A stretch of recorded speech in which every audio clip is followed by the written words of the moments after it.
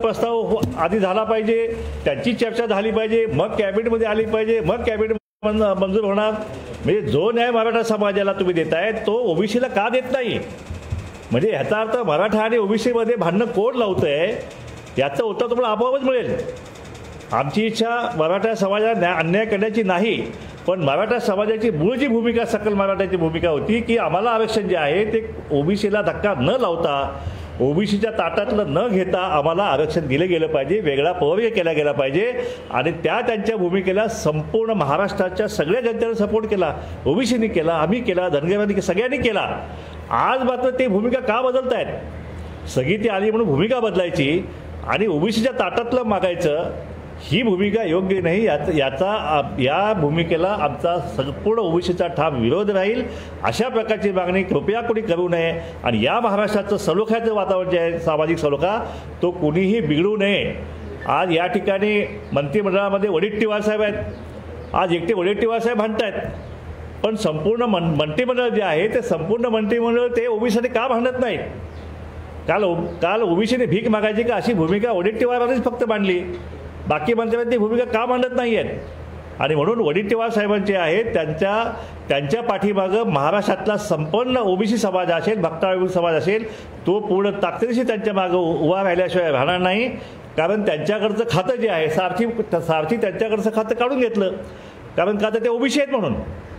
मग आता जी मंत्रिमंडळ समिती गठीत केलेली आहे, जी मागासवर्गीयांच्या प्रमोशन्समधलं आरक्षण जे आहे त्याच्याविषयी नुकतीच एक समिती गठीत केली आहे, त्याचं अध्यक्षपद अजित पवारला दिलेलं आहे।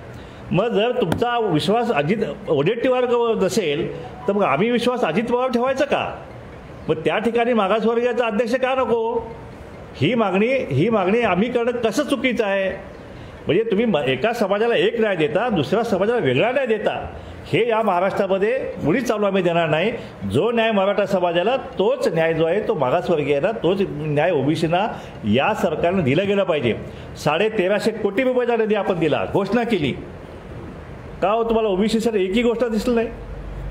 त्यासाठी सगळी प्रक्रिया तुम्हाला पूर्ण करायला पाहिजे। मराठा समाजासाठी 1100 टेबल 1350 कोटीच्या घोषणा केल्या, सारथीला निधी दिला, मग महायुतीला निधी का तुम्ही देत नाही? तुम्ही महामंडळाला ओबीसीच्या महानिधी का देत नाही? का ही लेकरं महाराष्ट्राची नाहीत का? ह्याचा उपयोग महाराष्ट्राला मागासवर्गीय विद्यार्थ्यांना होत नाही का? हॉस्टेलची योजना का अजून सुरू होत नाही? महायुतीचं कामकाज अजून सुरू झालेलं नाही आहे। मग हा अन्याय जो आहे, हा अन्याय आम्ही किती दिवस सहन? पुन्हा एकदा सुप्रीम कोर्टाने नकार दिला आणि हे स्थगिती उठवण्यासाठी आणि पुन्हा हे मॅटर जे आहे ते घटनापीठाकडे पाठवण्यात यावं अशा प्रकारच्या डायरेक्शन्स दिल्या गेल्या। ह्या अशा प्रकारच्या डायरेक्शन्स आल्यानंतर पुन्हा एकदा मराठा समाजातील काही संघटना, काही नेते मंडळी वारंवार मराठा समाजाला ओबीसीमध्ये आरक्षण दिलं गेलं पाहिजे अशा प्रकारच्या मागण्या करून या महाराष्ट्राचं वातावरण जे आहे, सामाजिक सलोख्याचं वातावरण जे आहे ते बिघडवू पाहत आहे। आणि हा मराठा आरक्षणाचा विषय जो आहे, आज त्यांची भूमिका अशी आहे की जे SC-BCचा आरक्षणाचा कायदा करून जे मराठा समाजाला आरक्षण दिलं गेलं ते बेकायदेशीर आहे अशा प्रकारचा जावईशोध आता त्यांनी लावलेला आहे। आत्ता त्यांना उपलब्धी झाली, ज्या दिवशी हा कायदा पास केला गेला, ज्या दिवशी गव्हर्नरची सही त्याच्यावर झाली, त्यावेळी ह्याच मंडळीने महाराष्ट्रामध्ये जल्लोष केला, ढोल वाजवले, गुलाल उधळला, पेढे वाटले, साखर खाल्ली आणि आज मात्र त्याच कायद्याला ते म्हणजे हे बेकायदेशीर आहे। आता फक्त मराठा समाजाला आरक्षण द्यायचं असेल तर फक्त ओबीसीचं आरक्षण करणे हा एकमेव मार्ग आहे, अशा प्रकारची भाषा मराठा समाजाची काही मंडळी आज या महाराष्ट्रामध्ये करू पाहत आहेत। या ठिकाणी महाराष्ट्र सरकारला आम्ही आज या आपल्या प्रेस माध्यमात इशारा देऊ इच्छितो की अशा प्रकारचा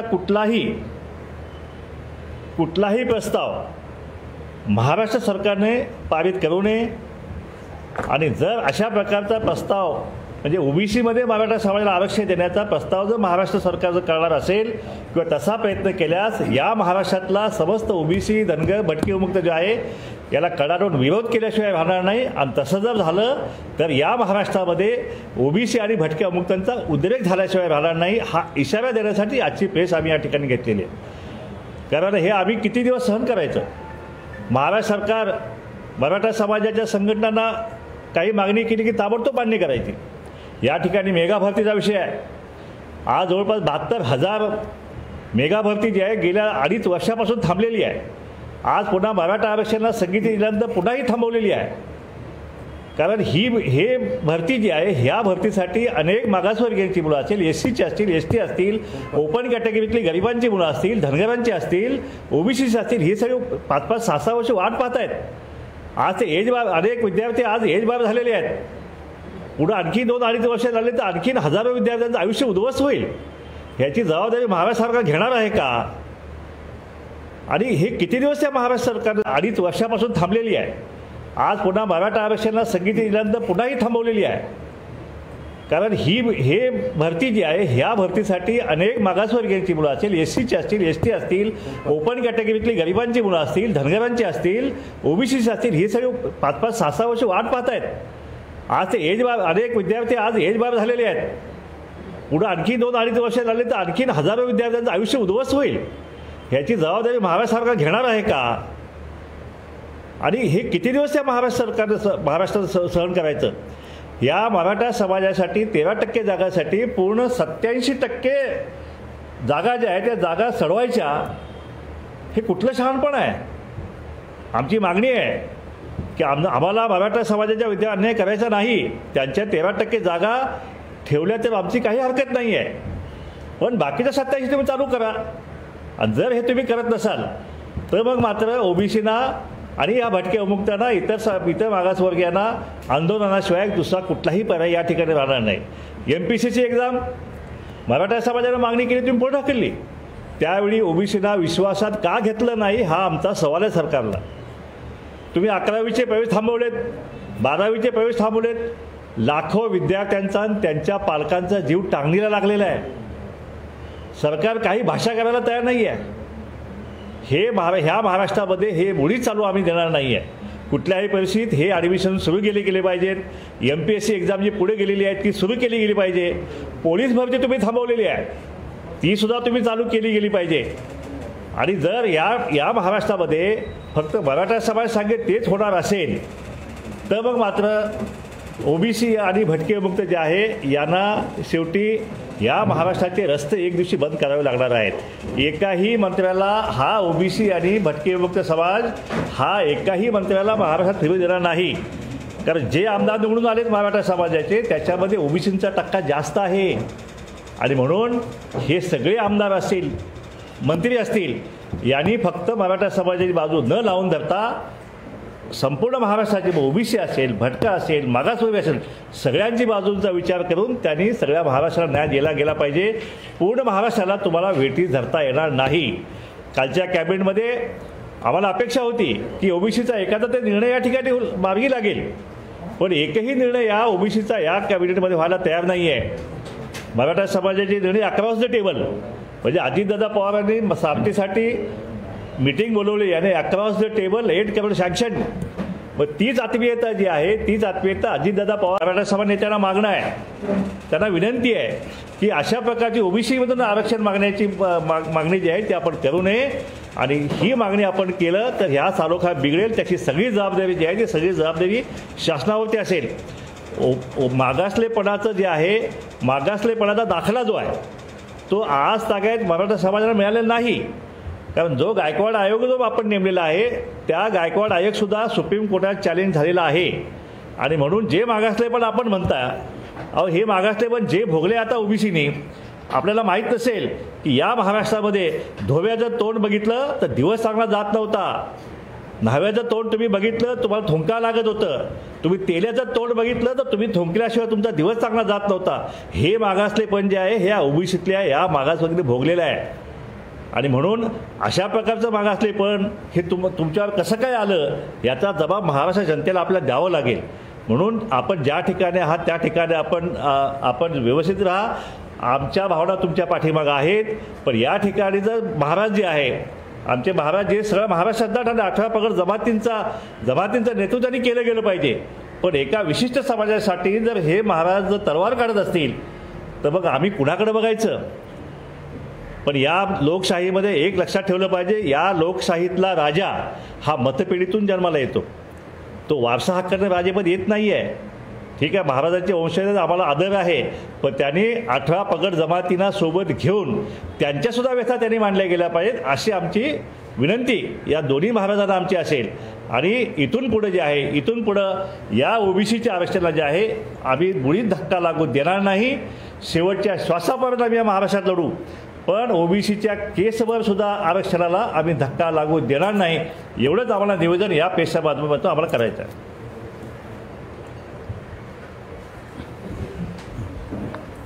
आता प्रकाशअण्णा शेंडगे साहेबांनी जे काही मुद्दे ओबीसी समाजासंदर्भात मांडले गेलेत, मला एकच गोष्ट सांगायची आहे की गायकवाड आयोग नेमला, त्या आयोगाच्या अनुषंगाने हायकोर्टामध्ये केस झाली. हायकोर्टाने 12-13% आरक्षण मान्य केलं. त्यावेळेला ओबीसी समाजाने कधी विरोध केलेला दिसलेला नाही आहे. जर आमचा गरीब मराठा जो आहे त्यांना न्याय मिळत असेल तर ओबीसी समाजाने विरोध करायचा प्रश्नच येत नाही. परंतु हे मॅटर सुप्रीम कोर्टामध्ये गेल्यानंतर आज ओबीसीला जो टार्गेट केलं जात आहे, सुप्रीम कोर्टाने जर स्थगिती दिली नसती तर हा प्रश्नच निर्माण झाला नसता. सुप्रीम कोर्टामध्ये तुम्ही केसेस मांडा, सुप्रीम कोर्टामध्ये तुम्ही जिंकून या, पण आज जे चाललं आहे, शेंडगे साहेबांनी जे काही मुद्दे ओबीसी समाजासंदर्भात मांडले गेलेत, मला एकच गोष्ट सांगायची आहे की गायकवाड आयोग नेमला, त्या आयोगाच्या अनुषंगाने हायकोर्टामध्ये केस झाली. हायकोर्टाने 12-13% आरक्षण मान्य केलं. त्यावेळेला ओबीसी समाजाने कधी विरोध केलेला दिसलेला नाही आहे. जर आमचा गरीब मराठा जो आहे त्यांना न्याय मिळत असेल तर ओबीसी समाजाने विरोध करायचा प्रश्नच येत नाही. परंतु हे मॅटर सुप्रीम कोर्टामध्ये गेल्यानंतर आज ओबीसीला जो टार्गेट केलं जात आहे, सुप्रीम कोर्टाने जर स्थगिती दिली नसती तर हा प्रश्नच निर्माण झाला नसता. सुप्रीम कोर्टामध्ये तुम्ही केसेस मांडा, सुप्रीम कोर्टामध्ये तुम्ही जिंकून या, पण आज जे चाललं आहे कोर्ट आता ठरवणार आहे. तोपर्यंत मराठा समाजाने एवढं आतताईपणा करून आम्हाला ओबीसीत टाका, आणि जे महाराष्ट्राची भूमी अशी आहे की संघर्षाची नाही, छत्रपती शिवाजी महाराजांनी जे आरमार किंवा राज्य निर्माण केलं तर रयतेला घेऊन दोन्ही महाराजांना मी सांगू इच्छितो, उदयनराजे छत्रपती आणि छत्रपती संभाजीराजे, त्यांच्याबरोबर आमची मुख्यमंत्र्यांच्या बंगल्यावर बैठक झाली. त्यांनी त्यावेळेलाही मान्य केलं की ओबीसीच्या आरक्षणामध्ये आम्ही येणार नाही आहे, ओबीसीचं आरक्षण तसंच राहील, हे मी तुम्हाला वचन देतो. आणि आता त्यांच्यामध्ये थोडेसे बदल झालेला दिसतंय. म्हणजे छत्रपती शिवाजी महाराजांनी जे आरमार बनवलं, त्यावेळेला रयतेचं राज्य निर्माण केलं, तेव्हा महाराजांनी असं कधी भेदभाव हे केला नाही आहे. पण आता असं दिसतंय की महाराजाचे वंशज मराठीच्या बाजूने उभे राहिलेले आहेत. आम्ही तुमचा सन्मान करतो, तुम्हाला मान सन्मान देतो. याचा अर्थ असं नाही आहे की ओबीसी समाजाला जर वेठीस धरत असाल तर आम्ही पण काही बांगड्या भरून फिरत नाही आहे. आमचा 720 किलोमीटरमध्ये जो सागरी किनारपट्टीमध्ये जो मच्छीमार कोळी समाज आहे, सागरपुत्र आहे, याच्या 12 लाख मच्छीमार त्याच्यामध्ये काम करतायत. आम्ही बोलल्या आमच्या कोळी महिला तर कात्या कोयत्या घेऊनच मार्केटमध्ये फिरत असतात. रस्त्यात कोयता घेऊन गेलं तर आमच्या कोळणीला कोणी विचारत नाही आहे. पण याचा अर्थ ह्या आयुधाचा वापर आम्ही करायला पाहिजे अशी गरज नाही आहे. पण मराठा जो गरीब आहे त्यांना न्याय मिळाला पाहिजे, आमच्या सगळ्यांची भूमिका आहे. पण त्यासाठी तुम्ही वेठीस धरलं जात आहे. महाराष्ट्र शासनाला मी विनंती करतोय की महाराष्ट्र शासन हे पुरोगामी शासन आहे, आणि पुरोगामी शासनामध्ये अशी संघर्षाची भूमिका घेणं बरोबर नाही आहे. आणि त्याला तुम्ही प्रोत्साहन, हा विषय तुम्ही मिटून टाका. सुप्रीम कोर्टात तुम्ही केस जिंकून आल्यानंतर आम्ही कोणाला बोलायचा विषय नाही. कोर्टामध्ये केस चालू असताना आज जे गरीब जे लोक विद्यार्थी आहेत त्यांचा प्रश्न निर्माण झाला आहे, फक्त मराठ्यांच्या मुलांचा प्रश्न निर्माण झाला आहे का? त्या संदर्भात मी एकच सांगू इच्छितो. मी एक उदाहरण देतो की आमचा जो समाज आहे कोळी समाज 21 जाती आहेत. ओबीसीमध्ये आहेत, शेड्यूल ट्राईबमध्ये आहेत आणि एसबीसीमध्ये आहेत. आता आम्ही आमची मुख्यमंत्र्यांच्या बंगल्यावर बैठक झाली. त्यांनी त्यावेळेलाही मान्य केलं की ओबीसीच्या आरक्षणामध्ये आम्ही येणार नाही आहे, ओबीसीचं आरक्षण तसंच राहील, हे मी तुम्हाला वचन देतो. आणि आता त्यांच्यामध्ये थोडेसे बदल झालेला दिसतंय. म्हणजे छत्रपती शिवाजी महाराजांनी जे आरमार बनवलं, त्यावेळेला रयतेचं राज्य निर्माण केलं, तेव्हा महाराजांनी असं कधी भेदभाव हे केला नाही आहे. पण आता असं दिसतंय की महाराजाचे वंशज मराठीच्या बाजूने उभे राहिलेले आहेत. आम्ही तुमचा सन्मान करतो, तुम्हाला मान सन्मान देतो. याचा अर्थ असं नाही आहे की ओबीसी समाजाला जर वेठीस धरत असाल तर आम्ही पण काही बांगड्या भरून फिरत नाही आहे. आमचा 720 किलोमीटरमध्ये जो सागरी किनारपट्टीमध्ये जो मच्छीमार कोळी समाज आहे, सागरपुत्र आहे, याच्या 12 लाख मच्छीमार त्याच्यामध्ये काम करतायत. आम्ही बोलल्या आमच्या कोळी महिला तर कात्या कोयत्या घेऊनच मार्केटमध्ये फिरत असतात. रस्त्यात कोयता घेऊन गेलं तर आमच्या कोळणीला कोणी विचारत नाही आहे. पण याचा अर्थ ह्या आयुधाचा वापर आम्ही करायला पाहिजे अशी गरज नाही आहे. पण मराठा जो गरीब आहे त्यांना न्याय मिळाला पाहिजे, आमच्या सगळ्यांची भूमिका आहे. पण त्यासाठी तुम्ही वेठीस धरलं जात आहे. महाराष्ट्र शासनाला मी विनंती करतोय की महाराष्ट्र शासन हे पुरोगामी शासन आहे आणि पुरोगामी शासनामध्ये अशी संघर्षाची भूमिका घेणं बरोबर नाही आहे आणि त्यानं तुम्ही प्रोत्साहन हा विषय तुम्ही मिटून टाका. सुप्रीम कोर्टात तुम्ही केस जिंकून आल्यानंतर आम्ही कोणाला बोलायचा विषय नाही. कोर्टामध्ये केस चालू असताना आज जे गरीब जे लोक विद्यार्थी आहेत त्यांचा प्रश्न निर्माण झाला आहे, फक्त मराठ्यांच्या मुलांचा प्रश्न निर्माण झाला आहे का? त्या संदर्भात मी एकच सांगू इच्छितो. मी एक उदाहरण देतो की आमचा जो समाज आहे कोळी समाज 21 जाती आहेत. OBC-मध्ये आहेत, शेड्यूल ट्राईबमध्ये आहेत आणि SBC-मध्ये आहेत. आता आम्ही SBC-मध्ये आहोत म्हणून आम्ही शेड्यूल टाईपची मागणी करू शकतो का?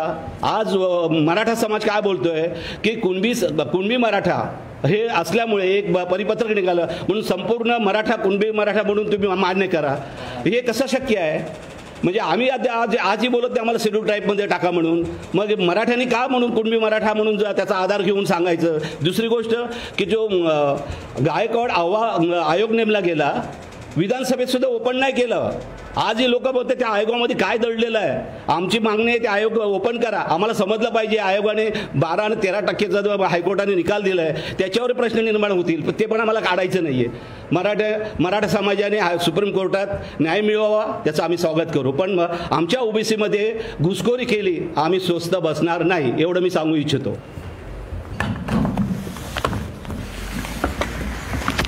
बावकस. मराठा आरक्षणाच्या पार्श्वभूमीवर या महाराष्ट्रामध्ये आज मराठा चालवत आहे की लोकनियुक्त प्रतिनिधी चालवत आहेत. मी या ठिकाणी सांगू इच्छितो की OBC समाजाला सापत्न भावाची वागणूक अनेक वर्ष दिली गेलेली आहे. परंतु आत्ता आम्हाला असं वाटायला लागलेलं आहे की सख्या आईची सावत्र मुलं म्हणून OBCना जी वागणूक आज दिलेली आहे ती कधी अशा प्रकारची वागणूक दिली नाही अशा प्रकारची या ठिकाणी दिली गेलेली आहे. आता मराठा समाजाच्या बाबतीमध्ये म्हणायचं झालं तर अण्णासाहेब पाटील हे मराठा महासंघाचे संस्थापक, त्यांनी त्यावेळेला मागणी केली होती 1990ला की मराठा गरीब आहे त्यांना आर्थिक सवलती मिळाल्या पाहिजेत म्हणून. आमचाही विरोध नाही त्याला आणि आजही आम्ही म्हणतोय की मराठा गरीब जो आहे तो गरीब आहे त्यांना आर्थिक सवलती मिळाल्याच पाहिजेत. आणि म्हणून परवा मराठा समाजाचे नेते प्रवीणदादा गायकवाड यांनी आपलं मत या ठिकाणी मांडलं. या देशामध्ये घटना दुरुस्ती होऊन इकॉनॉमिकल विकर सेक्शनसाठी म्हणजे आर्थिक दुर्बल घटकांसाठी जे 10% आरक्षण दिलं गेलेलं आहे त्या 10% आरक्षणामधून मराठा समाजानं आरक्षण घ्यावं. आम्ही त्यांचं स्वागत केलं. कारण सामाजिक स्वास्थ्य या महाराष्ट्राचं बिघडलं गेलं आहे ते केवळ राजकारणापोटी आणि मराठा राजकीय पुढाऱ्यांपोटी. एका बाजूला हे लोक म्हणतात की आम्ही मागास आहोत पण राजकारणामध्ये पुढे आहेत ते लोक फक्त ठराविक घराणी आहेत. मग त्या ठराविक घराण्यातल्या लोकांना निवडून कोण देतं? जे लोक निवडून देतात त्यांना तुम्ही बाजूला करा ना, त्यांना पराभूत करा ना. मराठ्यांच्या व्यतिरिक्त बाकीच्यांना निवडून द्या. या ठिकाणी महाराष्ट्रामध्ये न्यायाचंच राज्य निर्माण झाल्याशिवाय राहणार नाही हे मला या ठिकाणी सांगायचं आहे. छत्रपती शिवाजी महाराजांनी तलवार जी उपसली ती शत्रूंना गारद करण्यासाठी. आणि आजचे राजे काय म्हणतायत की आम्हाला जर आरक्षण मिळालं नाही आणि शासनानं निर्णय आमच्या बाजूने घेतला नाही तर आम्ही तलवार काढू. तलवार शत्रूंच्या विरोधात काढली जाते. मग मराठ्यांना बाकीचे जे महाराष्ट्रात राहणारे लोक आहेत ना ते शत्रू वाटतात का? OBC शत्रू आहेत का? SC ST शत्रू आहेत का? तर हे एक लक्षात ठेवा. त्यांनी तलवार उपसली म्हणून तलवारीला तरवारीनं आम्ही कुठल्या प्रकारचा प्रतिकार करणार नाही. परंतु आमची ढाल एवढी मजबूत आहे की तुम्ही कितीही तलवारी चालवलं तर त्या ढालीवर झेलण्याची आमची ताकद आहे. आणि प्रसंगी प्रसंगी हा ओबीसी समाज शांत आहे याचा असा अर्थ समजायचा नाही की केवळ तलवारी तुम्ही हातात